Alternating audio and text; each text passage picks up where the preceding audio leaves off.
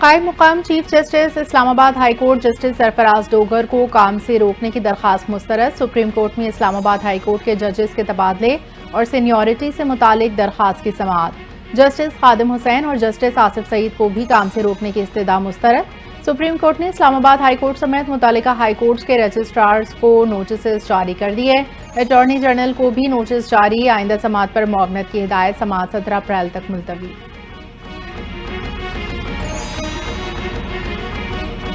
Overseas پاکستانیوں کی جانب سے تاریخ میں پہلی مرتبہ ایک ماہ میں 4 ارب ڈالر کی حد عبور۔ وزیر اعظم شہباز شریف کا مارچ 2025 میں ترسیلات زر 4.1 بلین ڈالر کی سطح پر پہنچنے پر اظہار تشکر۔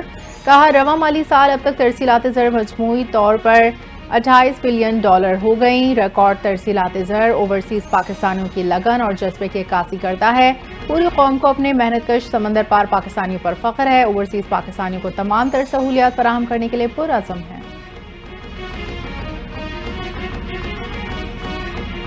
ایران میں دہشت گردوں کے حملے میں جاں بحق ہونے والے پاکستانیوں کی فہرست جاری۔ ایران میں پاکستانی سفیر مدثر ٹیپو کے مطابق بہاولپور کے 8 محنت کش پاکستانی ایران کے شہر مہرستان میں جاں بحق ہوئے۔ پاکستانی سفارت خانہ ایرانی حکام سے مکمل رابطے میں ہے۔ وزیر اعظم اور ڈپٹی وزیر اعظم کی ہدایت پر میتیں جلد وطن بھجوائی جائیں گی۔ ایرانی حکام سے فوری اور شفاف تحقیقات کے لیے رابطے میں ہے۔ ایرانی حکومت نے مکمل تعاون کی یقین دہانی کرائی ہے۔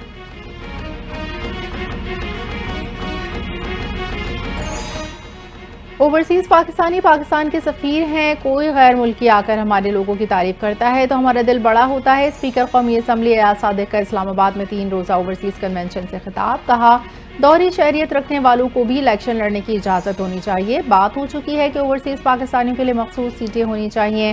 ترسیلات زر بھیجنے والوں کی حوصلہ افزائی ہونی چاہیے۔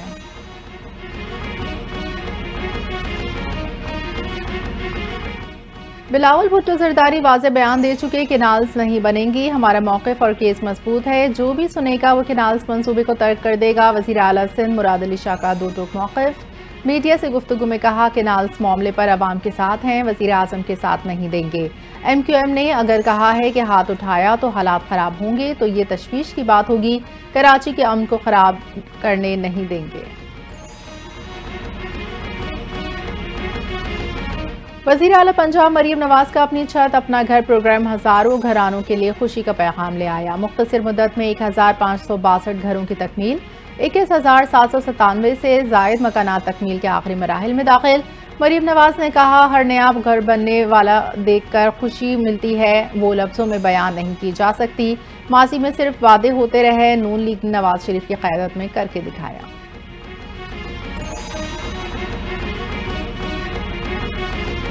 وفاقی وزیر منصوبہ بندی احسن اقبال کا پاکستانی معیشت کے ایکو سسٹم کو ٹھیک کرنے کی ضرورت پر زور۔ کراچی چیمبر آف کامرس کی تقریب سے خطاب کرتے ہوئے احسن اقبال نے کہا معاشی ترقی امن و امان کی صورتحال اور سیاسی استحکام سے مشروط ہے۔ پاکستان کی ایکسپورٹ صرف 32 ارب ڈالر ہے، جو بہت کم ہے۔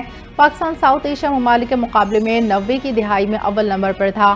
انڈیا بنگلہ دیش نے پاکستان کو اوورٹیک کر کے چوتھے نمبر پر لا کر کھڑا کر دیا۔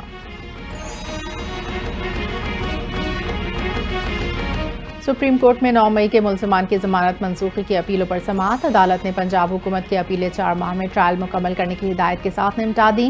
چیف جسٹس نے کہا خدیجہ شاہ سمیت تمام ملزموں کے قانونی حقوق کی فراہمی یقینی بنائیں گے۔ عدالتی حکم میں اس حوالے سے وضاحت بھی کریں گے۔ ملزموں کو فرد جرم سمیت تمام دستاویزات کی فراہمی یقینی بنائی جائے گی۔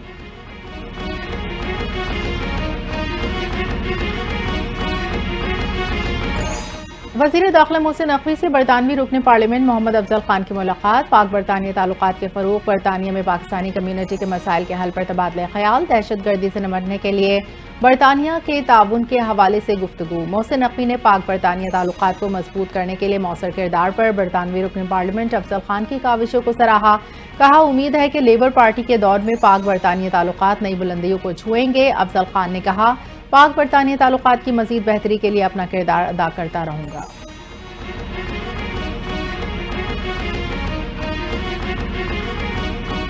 ملک بھر سے غیر قانونی مقیم غیر ملکی باشندوں کی انخلا کی مہم تیزی سے جاری۔ گزشتہ روز 13,000 سے زائد افغان باشندے باعزت طریقے سے وطن واپس بھیجے گئے۔ ملک بھر سے مجموعی طور پر 9,48,870 غیر قانونی افغان باشندے پاکستان چھوڑ چکے۔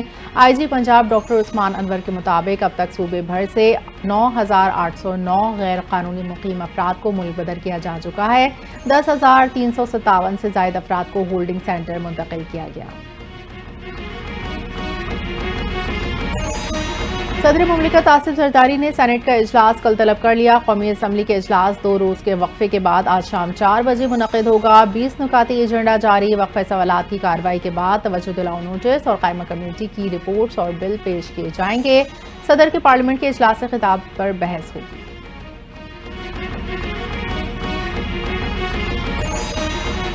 سعودی عرب میں 2 روز سے محصور پاکستانی عمرہ زائرین کی تاحال واپسی نہ ہو سکی۔ سعودی ایئر لائن کی پرواز انتظامی پیچیدگی کے سبب عمرہ زائرین کو سعودی ایئرپورٹ پر چھوڑ آئی تھی۔ وطن واپسی کے منتظر عمرہ زائرین کی تعداد 60 سے زائد ہے۔ عمرہ زائرین کا کہنا ہے سفارت خانے کے حکام نے رابطہ کر کے تفصیلات حاصل کی ہیں، تاہم اب تک کوئی عملی قدم نہیں اٹھایا گیا ہے۔